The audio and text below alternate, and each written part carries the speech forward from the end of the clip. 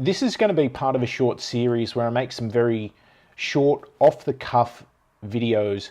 I'm going to try and do them in one take, and really they're just going to be my comments about things that I'm seeing at the moment.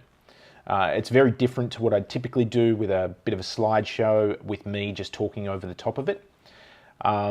So some of these are going to come out fairly raw, and yeah, they're just my thoughts on where things are at the moment. They're going to cover everything from investments, financial services, and some of the things that I've seen pop up on YouTube in that space. It just so happens that because I was a financial advisor for a number of years, Google hasn't worked out that from an algorithm standpoint that I'm not a consumer of financial services the way that most people are, and that because I've spent time within that high net worth individual space, I do understand how a lot of it works.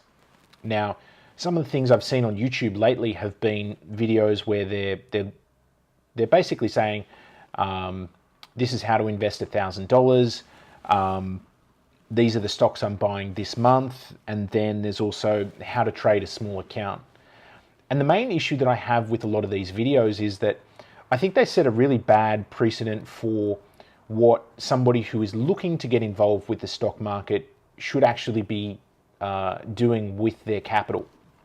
Now, I understand that there's a lot of people who are enthusiastic about YouTube, and they're also enthusiastic about investing. But financial services is a really highly regulated space here within Australia.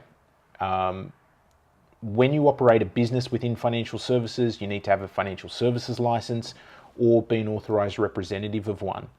Now, the Corporations Act covers personal advice, general advice, and also factual information. And ASIC has actually come out and written a number of regulatory guides that actually help businesses break down whether they need to have an AFSL or whether they can operate as is. And a good example of this is kind of like the subscription newsletters and the websites that cover general advice, or what I would call general advice about the stock market. And we're talking like your subscription newsletter kind of businesses, but also it covers some of the educators in that space as well. In that, and let's just break it down for a moment. If you run a financial services business in Australia, you need an Australian Financial Services License, which we just call an AFSL. And if you don't have one, you've got to be an authorized rep. I've said that, and I'll probably say it again at some point as well. The thing about a lot of the information that gets put out there on the news, and the reason a lot of news companies or news media, businesses as a whole, the reason why they don't need an AFSL is because there's actually some special carve-outs within the Corporations Act, and it's addressed within the regulatory guides, saying that those types of businesses don't actually need to have an AFSL. But if there's, for example, an educator and their sole purpose is about really covering things like general advice and that sort of thing, then really they should have an AFSL or be an authorized rep. Now, when businesses go down that path, there's actually a lot of hurdles that they need to jump through from a regulatory standpoint. Not only everything from and a lot of this, by the way, is about consumer protection, because, and I think we can all agree on this, when financial services doesn't have regulation, we've seen the impacts that can have. Like some of the stories coming out of the Royal Commission were just horrifying.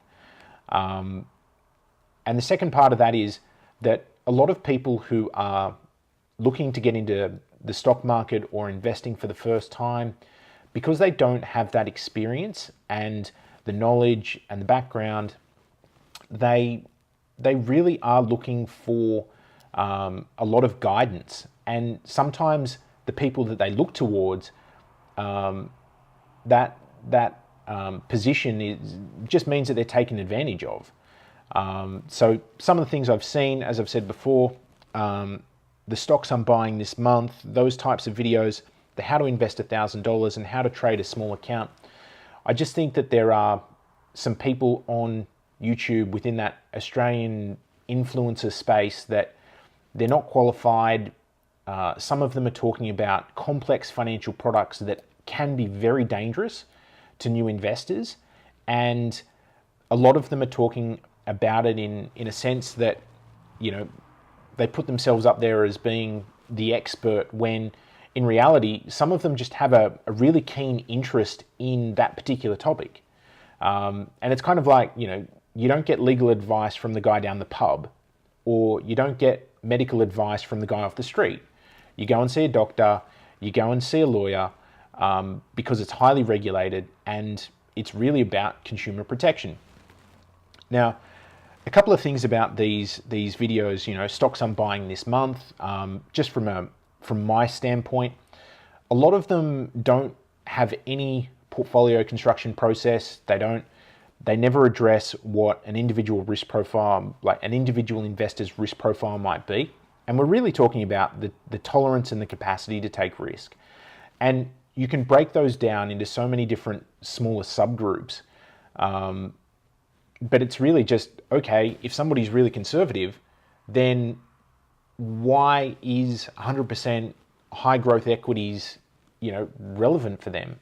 And with financial services and the way that a lot of people come unstuck when they're investing their own money is that they take way too much risk.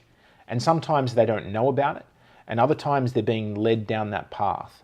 And like I said, I just think that's really dangerous.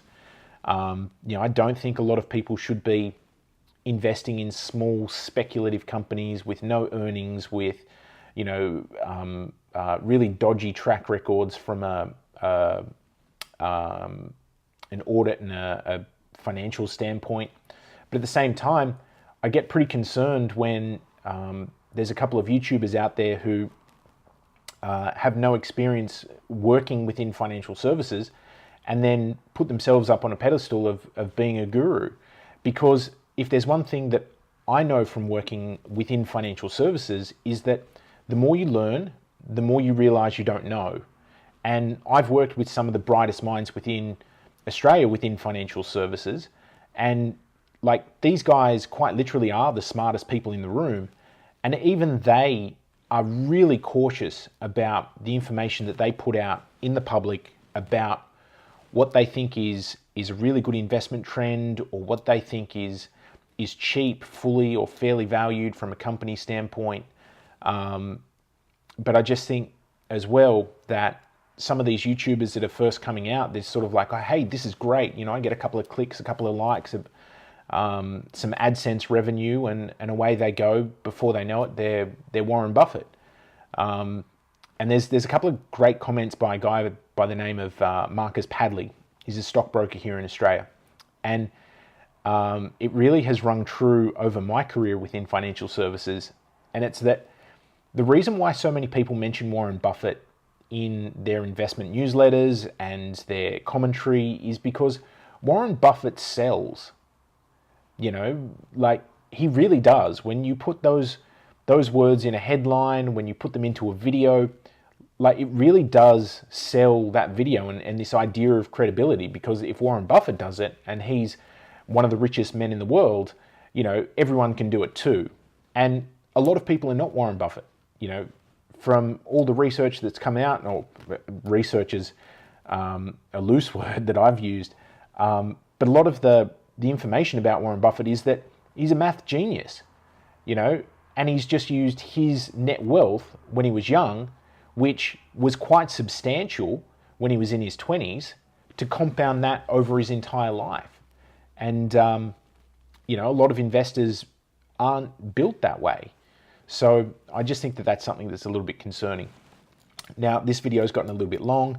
I know I said I was going to take just a short topic, but you know, a couple of things I've seen, you know, and I might have to address these later on, is the how to invest $1,000 videos, and how to trade a small account.